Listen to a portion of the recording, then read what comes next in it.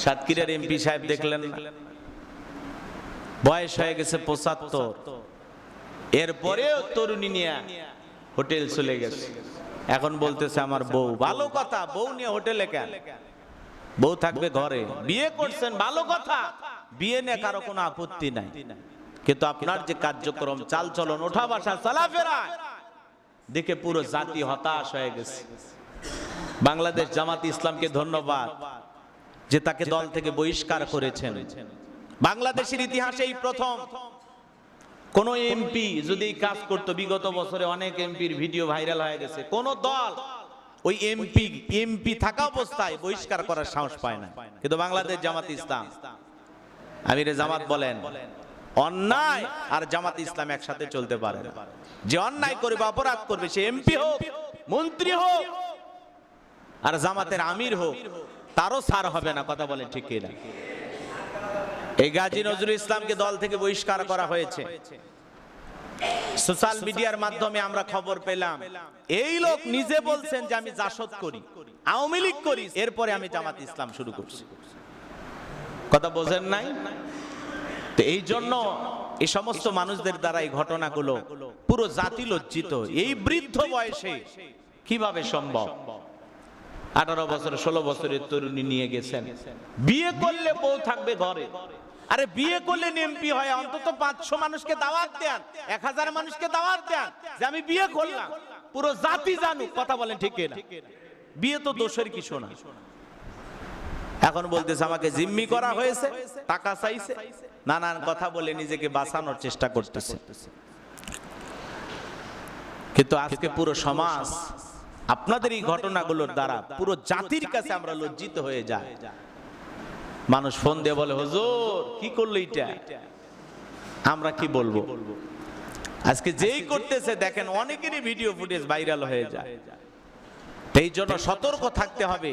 দুনিয়ার সিসি ক্যামেরায় ধরা পড়েছেন, ভাইরাল হয়ে গেল। আল্লাহর ভয় যদি থাকতো, তাকওয়া যদি থাকতো, সেই মানুষের দ্বারা এই ধরনের কাজ করা সম্ভব নয়। কথা বলে ঠিক এরা? আল্লাহর ভয় নাই, টুপি আছে, দাড়ি আছে, আপনি একজন মুক্তিযোদ্ধা ছিলেন, হ্যাঁ? আর আপনারা পুরো জাতিকে কি শিখাইতেছেন, কি দিলেন জাতিকে উপহার? লজ্জায় পুরো জাতির সামনে আমরা লজ্জিত। এই জন্য যে অপরাধ করেছে তার শাস্তি হওয়া দরকার। কথা বলে ঠিক কিনা? জামাত ইসলাম তাকে বহিষ্কার করেছেন এবং ইসির কাছে চিঠি পাঠাইছেন, জানো তার এমপি পদ না থাকে।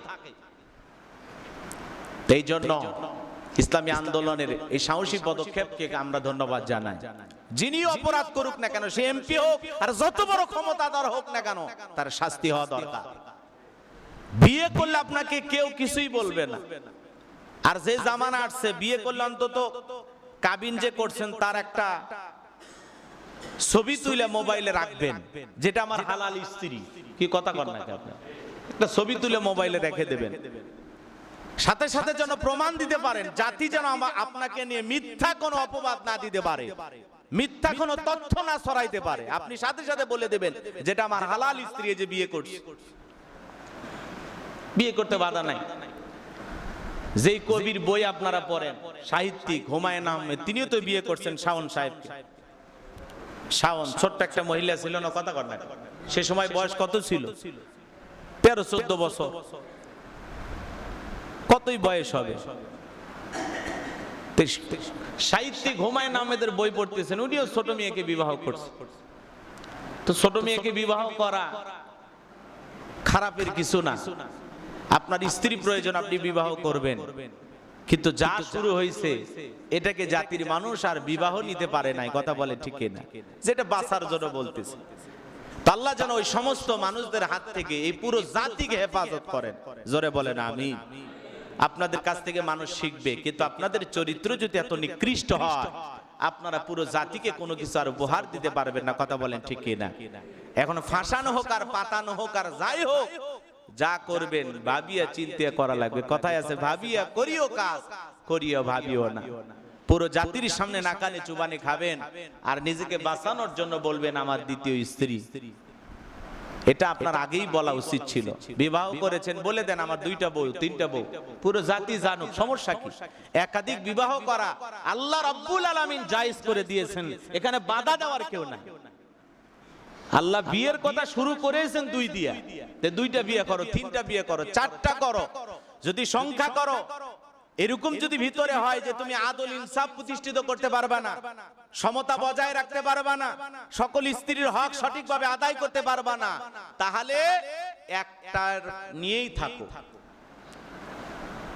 একাধিক বিবাহ করবেন তাতে কোনো বাধা নাই, কিন্তু সমতা বজায় রাখতে হবে। প্রত্যেকটা স্ত্রীর সাথে সুন্দর আচরণ করতে হবে, এক চোখে দেখতে হবে, মহব্বত ভালোবাসা সব একভাবে হবে, সমানভাবে হবে। আল্লাহ রাব্বুল আলামিন পুরো জাতিকে এই সমস্ত মানুষদের হাত থেকে হেফাজত করেন, জোরে বলুন আমিন। পুরো জাতি লজ্জিত, কি কলঙ্কিত অধ্যায় শুরু হয়ে গেছে। আল্লাহ যেন এই সমস্ত নাফাক মানুষদের হাত থেকে আমাদের সমাজকে রক্ষা করেন, সকলে বলুন আমিন। তো সম্মানিত হাজিরিন, আমি যে কথা বলতে চাচ্ছিলাম, তাহলে কবর 1 নাম্বার যে অপরাধের কারণে শাস্তি হচ্ছে পেশাবের ছিটা ফোঁটা থেকে না বাঁচার কারণে, পেশাব থেকে পবিত্রতা অর্জন না করার কারণে তার কবরে আযাব হইতেছে। এ তরুণ যুবকেরা, রাস্তাঘাটে পেশাব করো কুকুরের মতো দাঁড়াইয়া, বসার চেষ্টাও করো না, এমন টাইট ফিটিং প্যান্ট পরেছো, বসার কোনো কায়দা নাই, বসতে গেলে পিছনের সেলাইটা ফেটে যাবে। কি এমন টাইট ফিটিং প্যান্ট, জিন্সের প্যান্ট, এমন প্যান্ট বানাইছে, ওইটা পরে যদি পেশাব করতে যায় পিছনের সেলাই থাকবে, কথা কয় না, ফেটে যাবে সেলাই। এরকম বহুত ঘটনা ঘটছে। এই ভয়ে ওই যুবক প্যান্টটা তো বাঁচান লাগবে, কয়েকদিন আগে কিনছে মার্কেট থেকে 1000, 1200, 3000 টাকা দিয়ে। এই জন্য চিন্তা করতেছে গুনাহ হয় হোক, প্যান্টের সেলাই না ছিঁড়ুক, এই জন্য কুকুরের মতো দাঁড়ায় পেশাব করে। পেশাব করার পরে অবশ্যই পানি সংগ্রহ করা থাকে, টিস্যু রেডি থাকে না, কি বলেন? কিচ্ছু নাই। এই যে মাঝে মাঝে আমরা হোটেলগুলোতে, দামি দামি হোটেলগুলোতে যাই, মনে করেন বৈশা যে পেশাব করবেন, নাই, সব দাঁড়ায় সিস্টেম, যে হুজুর দাঁড়ায় পেশাব করে। দামি দামি হোটেলগুলোতে মাঝে মাঝে ব্রেক দেয় না গাড়ি, কি সব দাঁড়ায় পেশাব করার সিস্টেম। তার মানে মানুষ বোঝা যাচ্ছে যেটা মনে হয় ইহুদি খ্রিস্টানদের দেশ হয়ে গেছে, এদেশে মুসলমানের সংখ্যা কম, এজন্য সব দাঁড়ায় পেশাব করতেছে। এই জন্য বড় বড় 5 স্টার হোটেল বলেন, নামি দামি হোটেল বলেন, অধিকাংশ হোটেলগুলোতে দাঁড়ায় পেশাব করার সিস্টেম। অথচ মুসলমান দাঁড়িয়ে পেশাব করা হারাম, জায়েজ নাই। জটিল কোন রোগে আক্রান্ত হলে, জটিল কোন অসুস্থ হলে, একান্ত বিশেষ কোন প্রয়োজনে লোকটা যদি বসায় পেশাব করার মতো সক্ষমতা না থাকে, একেবারে কঠিন এক রোগী, এমত অবস্থায় তার জন্য দাঁড়ায় পেশাব করা জায়েজ আছে। আর যুবকেরা রাস্তাঘাটে, দোকানপাটে, হোটেলে যারা দাঁড়ায় দাঁড়ায় পেশাব করতেছে, কি বলেন এরা সুস্থ না অসুস্থ? এরা দেখতে সুস্থ, কিন্তু এরা মানসিক ভাবে অসুস্থ, এদের চিন্তা ভাবনা অসুস্থ, এদের চাল চলন ওঠা বসা অসুস্থ। এরা কুকুরের মতো জমিনে চলাফেরা করতেছে নাফাকের হালতে। কুকুর পেশাব করে পানি নেয় না, ও পানি নেয় না, শুধু পায়ের মধ্যে পার্থক্য, এর পা 2টা আর পা 4টা, কিন্তু স্বভাব কুকুরের মতোই। কিন্তু আশরাফুল মাখলুকাত এরকম হলে চলবে না। পেশাব করেছো, টিস্যু নাও, এরপরে পানি ব্যবহার করো। যাদেরকে লক্ষ্য করে আল্লাহ আয়াত নাযিল করেছেন, কোবাবাসী, তারা কি করতেন?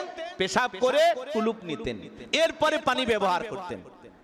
যেটা রাসূল যায়া নিজে শুনলেন যে তোমরা কি এমন পবিত্রতা অর্জন করো, কিভাবে পবিত্র হও, যার কারণে তোমাদের জন্য আয়াত নাযিল হয়, সুবহানাল্লাহ। তখন তারা বললেন, এই জন্য আমরা যারা টিস্যু নেই, শুধু টিস্যুই নেব না, এরপরে পানি দিয়ে পরিষ্কার করে ধোবো, পারবো তো ইনশাআল্লাহ। কিন্তু অনেকে টিস্যু নিয়ে অন্যরকম ভাবে একটু চলাফেরা করেন, যেটা দৃষ্টিকটু, এটা করবেন না। লাফালাফি, পা ঝাড়ি ঝুড়ি মারা, বিভিন্ন মানে ভাবভঙ্গি দেখান, এটা করবেন না। স্বাভাবিক থাকার চেষ্টা করবেন। আপনি কি ধরে আছেন যে এরকম ঝাঁকাঝাঁকি লাফালাফি করতেছেন? কি একটা অবস্থা, এরকম করা যাবে না, এটা দৃষ্টিকটু। আর একটা মানুষ তাকাইলে সে লজ্জিত হয়ে যায়। তা আপনি এই কাজগুলো কেন করতেছেন? পা ঝাঁকায়, লাফায়, হাত এদিক ওদিক, মানে মোশানি একটা আলাদা, মানে বিশাল কিছু হয়ে যাচ্ছে একটা, মানে শরীরে মানে কারেন্ট শর্ট হয়ে গেছে, বিদ্যুতের শর্ট লেগে গেছে। এরকম করা যাবে না। আদব আছে না? আপনি মুসলমান, আপনার চলাফেরা একটা আদব আছে না? সুন্দর করে আপনি টিস্যু নিয়ে দাঁড়াইলেন, দুই এক কদম হাঁটলেন, কিন্তু সুন্দর একটা আদব, স্থির থাকবেন। এত অস্থির কেন? কিছু লোক আছে না ভাই, এরকম দেখি মুরব্বী মানুষও কি যে একটা শুরু করে দিছে, কিছু বলাও যায় না, বললে তো কেঁপে যাবে এটা। তারপরে অনেক সময় বলি আমি দুই একজনকে, চাচা কি ব্যাপার, এত লাফালাফি কেন? একটু স্থির থাকেন। এই জন্য টিস্যু ব্যবহার করবেন, এরপরে পানি ব্যবহার করবেন। পারবো তো ইনশাআল্লাহ?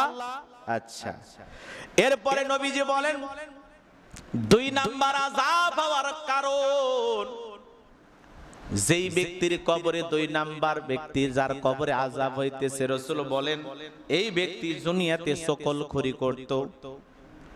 এই সকলখুরি করার কারণে একজনের কথা আরেকজনকে লাগায়া দেয়, এই কথা পাচার করার কারণে, চকুলখুরি করার কারণে, কথা টানাটানি করার কারণে আল্লাহ রাব্বুল আলামিন সেই ব্যক্তির কবরে আযাব দিতেছেন। নবী কবরের পাশে দাঁড়ায়া সাহাবীদেরকে বলতেছেন যে 2টা কবরে আযাব হয়, 1 নাম্বার পেশাবের সিটাপোটা থেকে পবিত্রতা অর্জন করতো না, আর 2 নাম্বার চকুলখুরি করত। চকুলখুরি অবশ্যই এটা মহিলারা করে, এখন পুরুষেরা এগুলো করে না, পুরুষেরা খুবই ভালো। না না, অন্য দেশের পুরুষেরা করে, করলে বাংলাদেশের পুরুষেরা করে। কি বলেন, চকুলখুরি আছে নাকি? থাকলেও বগুড়া জেলায় কিন্তু নাই, কারণ আমরা এখন সরকারে আছি। কি বলেন? তো এই জন্য বলতেছি চকুলখুরি স্বভাব এটা আগে মহিলাদের ছিল, এই বাড়ির কথা নিয়ে যা আরেক বাড়িতে লাগিয়ে দেওয়া, এটা মহিলাদের স্বভাব। আমরা চকুলখুরি বলতে বুঝতাম যে মহিলারা, পুরুষেরা আগে করতো না। আগেকার সত্যি আগের পুরুষেরা এই স্বভাব তাদের ভিতরে খুব কম ছিল, কিন্তু এখন অধিকাংশ পুরুষের ভিতরে এই চকুলখুরিটা ঢুকে গেছে। আমরা ওই ভাইয়ের কথা এই ভাইকে লাগাই দেই, ওই ভাইয়ের কথা এখানে লাগাই দিই, এখানে একটু বেশি রং মাখাইয়া বলি, আবার ওখানে এই যে বলছে যতটুকু বলছে তার চেয়ে একটু বানাইয়া আরেকটু রং মাখাইয়া বলি, যাতে দুইজনের ভিতরে কি হয়, একটা ঝগড়া সৃষ্টি হয়, একটা মারামারি সৃষ্টি হয়, একে অপরের যেন দুশ্মন হয়ে যায়, দুস্তি যেন না থাকে। এই দুশ্মন বানানোর জন্য আমরা কথা কি করি, পাচার করি, একে অপরের সাথে এগুলো লাগানোর চেষ্টা করি। আজকে আমরা অনেক কথাই বলতে চাই, কিন্তু বলার পেছনে অনেকগুলো কারণও থাকে। এই চকুলখুরি, এক কথা আর এক কথা পাচার করা। এই যে দেখেন ওই দেশে উনি আছেন, ভালো কথা, মাঝে মাঝে ফোন দিয়ে এমন কথা বলে, তালিকা করো, লিস্ট করো, ডিসেম্বরে আসতেছি, সব খায়া ফেলবো, মারবো। এমন একটা অবস্থা, মনে হচ্ছে যে উনি আসলেই, ডিসেম্বরে আসলেই শেখ হাসিনা ক্ষমতার চেয়ারে বসে যাবে, মানে এরকম একটা ভাব। তারেক রহমান আমাদের প্রধানমন্ত্রী, উনি 5 বছর আর থাকতেও পারবেন, এরকম একটা অবস্থা। কি এক ফোনে হুমকি ধুমকি দেয়, প্রত্যেকটা তালিকা করো, প্রত্যেকটা দেখে নেব একবার চাই। অথচ উনি যে দেশে আছে সেই দেশে যে পরিমাণে আন্দোলন শুরু হয়েছে, উনি যার আশ্রয় আছে নরেন্দ্র মোদী, সে পালাই কিনা তারই ভরসা নেই এখন।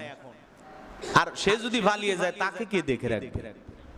তো অনেকেই ভাবতেছে যে মোদী সাহেব পালাইলে মনে হয় হাসিনারে নিয়েই পালাবে, এরকম একটা গুজব ছড়াইতেছে।